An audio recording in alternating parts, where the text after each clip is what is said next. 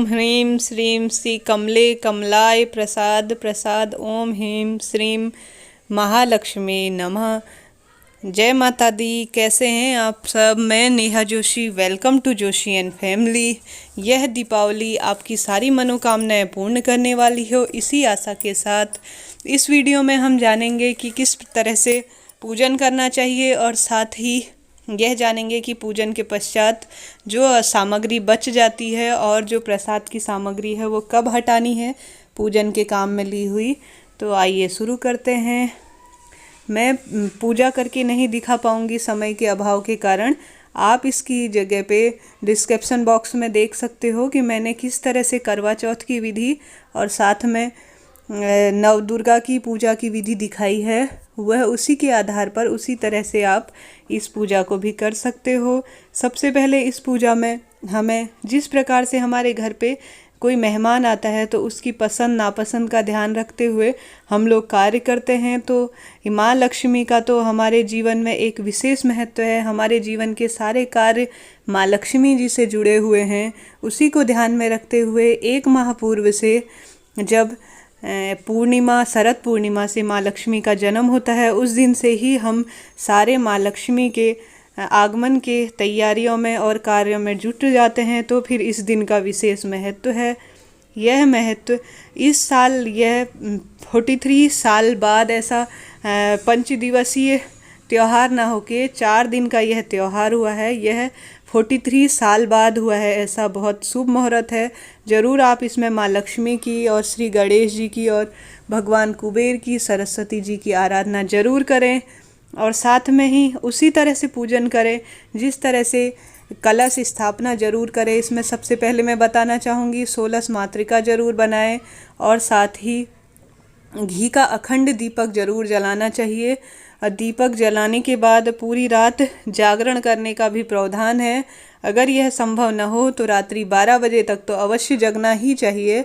साथ ही माता की पसंदीदा कमल गट्टे, कमल का फूल, श्री गणेश जी को दूब, लड्डू आदि ज़रूर लेनी चाहिए। माता सरस्वती के लिए सफ़ेद मिठाइयाँ आदि जो बहुत सारी चीज़ें हैं जो ज़रूर लेनी चाहिए। माता रानी को धनिया का भोग और सफ़ेद खीर बिल्कुल ज़रूर लगानी चाहिए, ऐसा मान्यता है।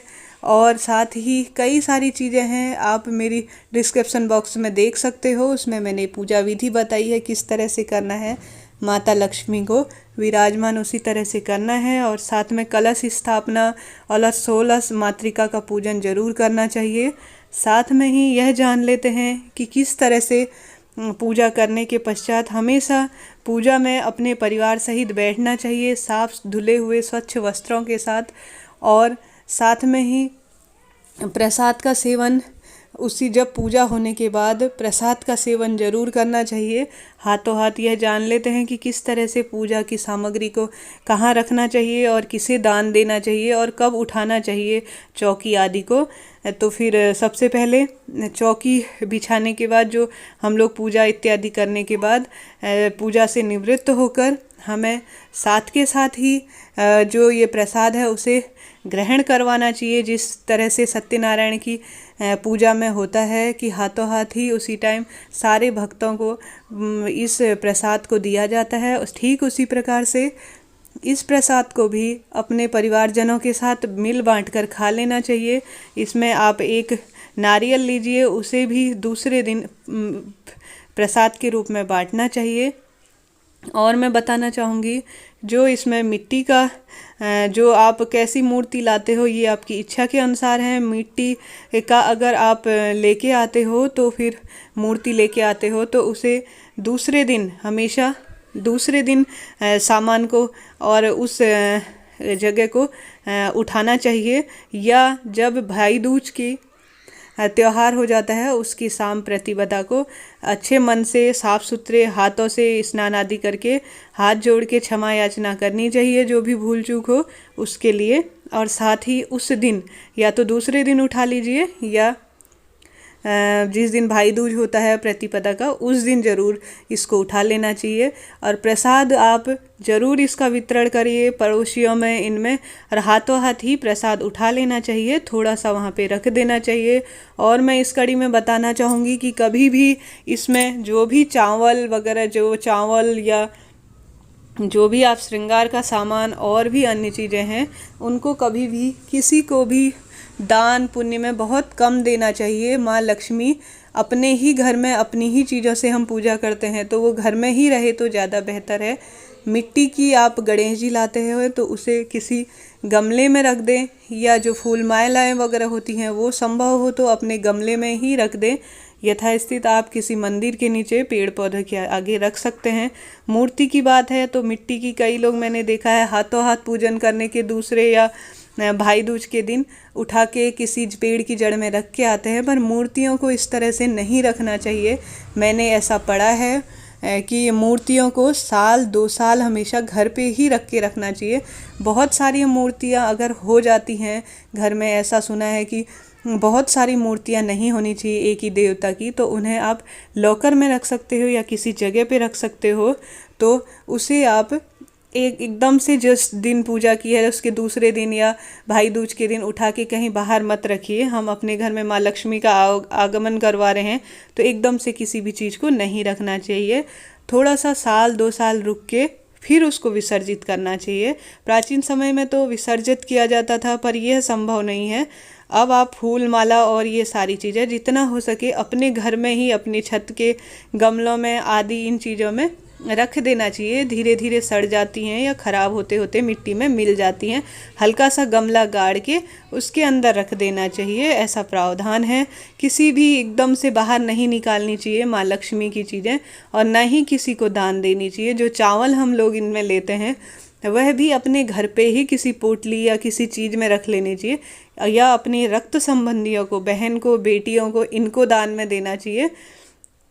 ऐसी मान्यता है। माँ लक्ष्मी अधिक कृपा करती हैं। साथ ही एकदम से किसी को सारी चीज़ें निकाल के एकदम से सारी चीज़ें नहीं देनी चाहिए। कुछ चीज़ें जैसे दक्षिणा हो गई या कुछ अन्य चीज़ें आप ब्राह्मणों को दान दे सकते हैं, पर एकदम से चावल और श्रृंगार की सामग्रियाँ, मैं बताना चाहूँगी, किसी ने मुझसे पूछा कि आप इनका क्या करते हो, तो मैंने कहा कि मैं इस तरह से करती हूँ कि घर पे ही लक्ष्मी जी की जो चीज़ें होती है श्रृंगार आदि का, या अपनी बहन बेटियों को दे सकते हैं, रक्त संबंधियों को देना चाहिए कि परिवार में माँ लक्ष्मी में इस्तेमाल की हुई चीज़ें घर के घर ही इस्तेमाल हो, तो वह ज़्यादा बेहतर होता है। और साथ ही कुछ चीज़ें जैसे दान दक्षिणा ये अपनी बहन को, पुत्रियों को, बेटियों को देनी चाहिए, जो कि अपने ही घर की या रक्त संबंधियों को ज़्यादा से ज़्यादा देनी चाहिए सारी चीज़ें। जो चावल वगैरह हैं वो कबूतरों को, इनको डाल देना चाहिए, और एकदम से इन चीज़ों को कहीं भी उठा के नहीं रखना चाहिए। जितना संभव हो सके जहाँ तक अपने घर के ही मिट्टी के बर्तनों में या गमले आदि में इन चीज़ों को रख देना चाहिए। हम बात कर रहे हैं कि हमें वो जो पूजा में सामग्री इस्तेमाल की है उसे कब उठाना चाहिए और कैसे, कहाँ रखना चाहिए, इस बारे में हम बात कर रहे हैं। तो ये चीज़ें आपको समझ में कुछ चीज़ें आ गई होंगी, और साथ ही मैंने ये अपने बड़े बूढ़ों से सीखी हैं ये बातें। और साथ ही इस दिन खीर का भोग जरूर लगाना चाहिए, और परिवार सहित अपने बही खातों की, अपने लॉकर की, अपने मंदिर की, और पूरे घर में जल का छिड़काव, जो आप कलश स्थापना कर रहे हो उसमें जो जल होता है वह पूरे छत में, पूरे घर में ज़रूर इसका छिड़काव करना चाहिए। यह बहुत ही पॉजिटिव एनर्जी से हमारे घर को भर देता है, और साल भर माता लक्ष्मी की, श्री गणेश जी की कृपा बनी रहती है। और साथ में ही मैं बताना चाहूँगी इस दिन सफ़ेद खीर का और लड्डुओं का ज़रूर भोग लगाना चाहिए, जो कि बहुत ही फलदायी और शुभ होती हैं। अगर संभव हो पाया तो इस साल मैं किस तरह से अपनी पूजन की सामग्री को, चौकी को आदि को कैसे हटाती हूँ, यह वीडियो ज़रूर बनाऊँगी। वीडियो अच्छा लगे तो लाइक, शेयर और सब्सक्राइब ज़रूर करें। जय माता दी। यह दिवाली आपके लिए लाभकारी और शुभकर हो, इसी कामना के साथ दिवाली की ढेर सारी शुभकामनाएं। जय माता दी।